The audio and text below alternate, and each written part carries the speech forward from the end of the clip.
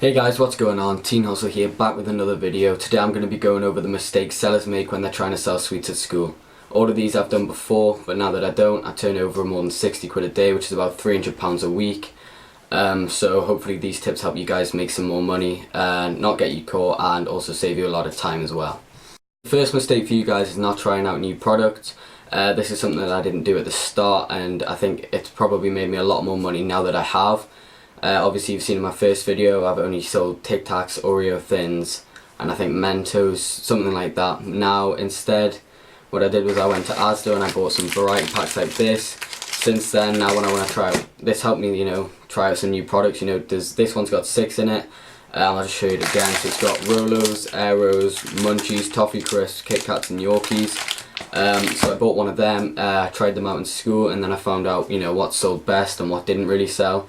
That let me go out and buy 4 packs or something, so just £1. Say if I don't have them in this, but like if in that variety pack there was Whispers and they sold as well, I'd buy a 4-pack of these.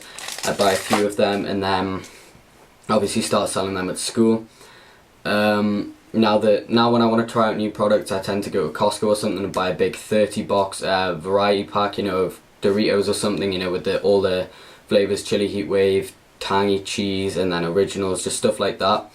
That's a good way of testing out new products once you're already started out and you've got quite a bit of money already.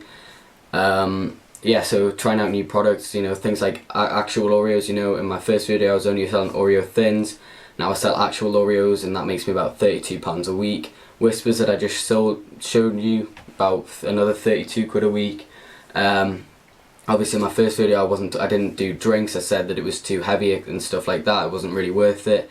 Now that it's summer, I've tried out drinks again, and that's another at least £50 profit a week.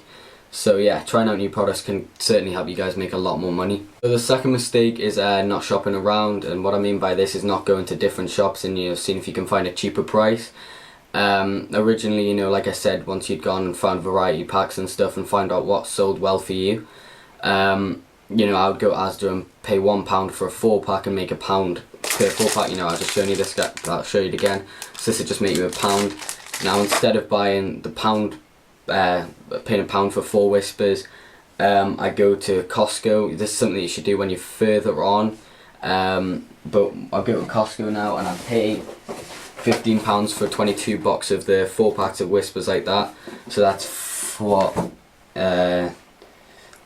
44 Whispers, because it's only 11 4 bar box, and that's only £15, so saves me about £7 a box, so that's another £7 profit a box. Also with Mentos, instead I would pay about £1.50 for a 5-pack of Mentos. Now I only pay £1. Drinks, I only paid £2 for 6 Lucozades, but other places sell them for about £3.70 for 6. So just going around having a look at all the different shops around you guys, especially going into places, like I said, once you further on, going into places like Costco and whole bulk buying, they can save you guys a lot of money as well as a lot of time. There's bulk buying, so like when I go to Costco I probably spend about £150 to £200. This normally lasts me about 1 to 2 weeks, and then obviously sometimes I refill a little bit, going to Asda or Tesco's or something throughout the week if I just need a few things.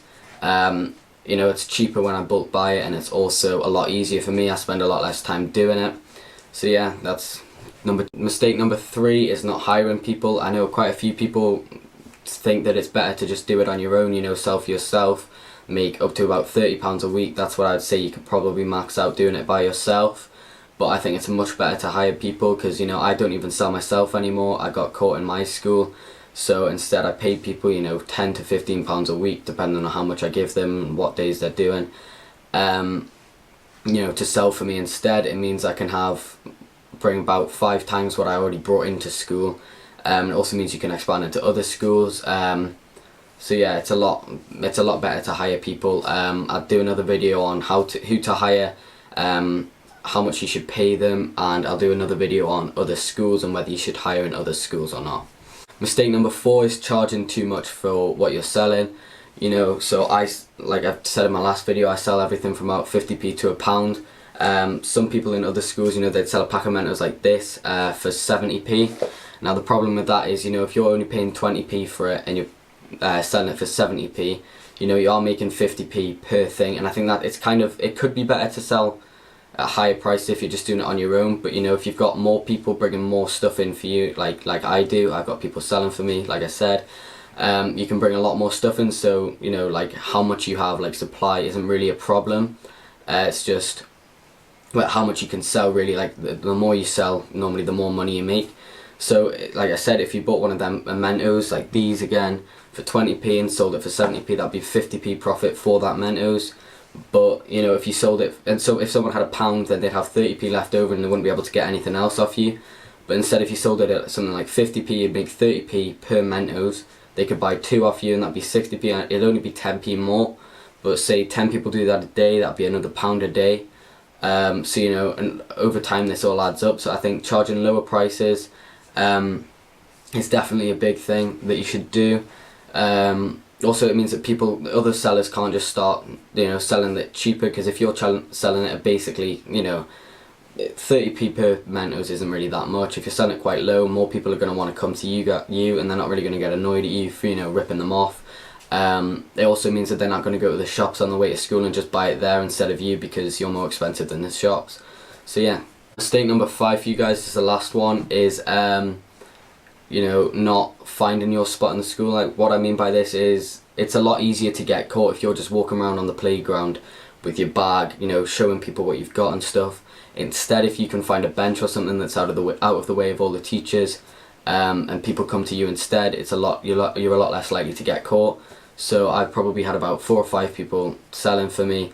One of them hasn't got caught for about 3 or 4 months, and that's because they just sit in one bench and they sell, you know, people come to them.